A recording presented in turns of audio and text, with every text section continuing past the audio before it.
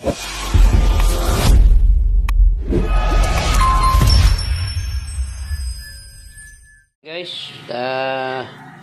ngayong araw po nito ang lulutuin natin ay maskara ng baboy.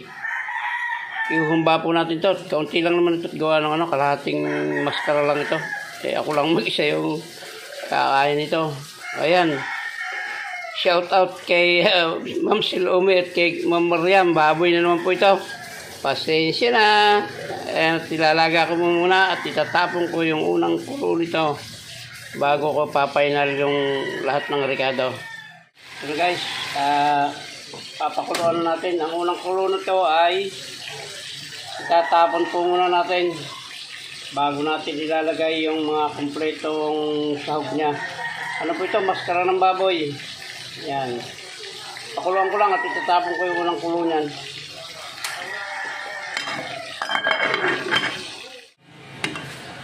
Ayan guys, kulo na. At hanguin mo natin ito. Tugasan ko ulit bago ilagay yung mga kumpletong sangkap. Ayan guys, ilalagyan na natin ng lalagyan natin ng mga rekado. Ayan, toyo. Tama na muna yan. Baka naman umalat. Sabay-sabay na po ito. Sabay-sabay na. Ilalagay natin yung pa. Ilalagay natin ang pampapungay. Yeah, boy. Ayan. Tapos sibuyas, bawang, paminta. Ayan. Saka laurel. Ayan. Kaunti lang at masyadong mabangis ang lasa niyan. Ito guys, mamaya natin lalagay ito. Saka itong rino. Saka itong asukal at baka dumikit. Tama na muna yan habang nagpapalambot. Lalagyan ko ng konting suka pala yan.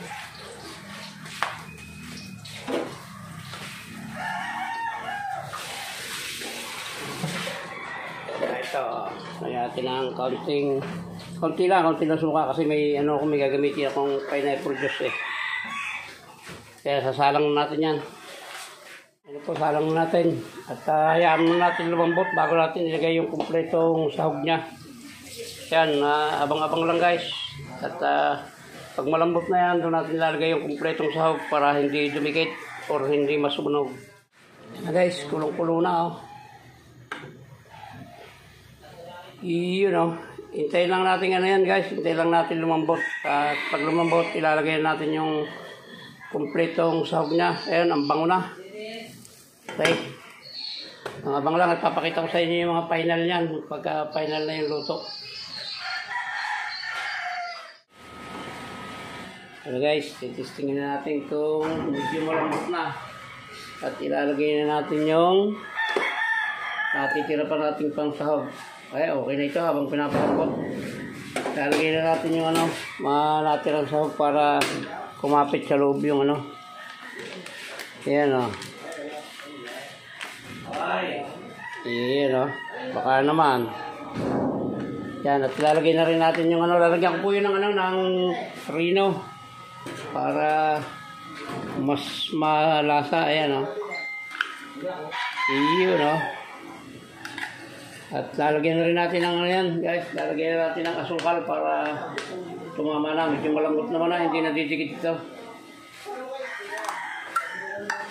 Yan lalagyan na natin ng asukal. Tansyahin nyo lang yung asukal pag naglagay kayo. Pangit naman yung masyadong matamis. Yan. Kaya mamaya natin dagdagan kung medyo kulang pa. Tatakpan na uli natin na mas mabilis lumambot yung baboy pag mahina yung apoy. Ayan. Pasensya na Ma'am Umi at Ma'am Mariam. Talagang wala pa akong hilig kasi sa manok. Mas mahilig ako sa baboy gawa ng Mas mahilig ako sa baboy kaysa sa manok. At sa bungero po yung inyong lingkod. Kaya hindi ako masyadong nagluluto ng manok. Baboy hulagay. Yan. Tama na siguro itong sabaw na ito hanggang sa lumambot siya. At takpan na natin at mamaya natin titikman yan. Pag medyo matigas pa, ilalagay ulit ng sabaw. Iyan Yan guys, dagdagan natin ng tubig para dire-diretso na yung lambot niya. Tubig na malamig po yan yung nilagay ko para mas mabilis siyang lumambot. Pagka ano kasi yung normal na tubig umainit, lalong tumitigas. Mas madaling pampalambot yung malamig na tubig. So yan, pagka ano yan, lalagyan natin yung mga rekado pag malambot na yan. Yan guys, oh, malapot na yung sabaw. Malambot na pati, oh. Yun, malambot na, malapot na pati. Mas masarap yung ganyan, may sabaw-sabaw ng konti para may pang-sabaw sa kanin. So ayan guys, at maraming salamat po sa lahat po ng umabot sa dulo ng vlog na ito. Maraming salamat po sa inyong lahat. Magandang araw, magandang gabi, magandang tanghali, magandang hapon, kung saan man po naroon. Shoutout po sa inyong lahat at maraming salamat. Bye-bye na po. I love you all. Kumba.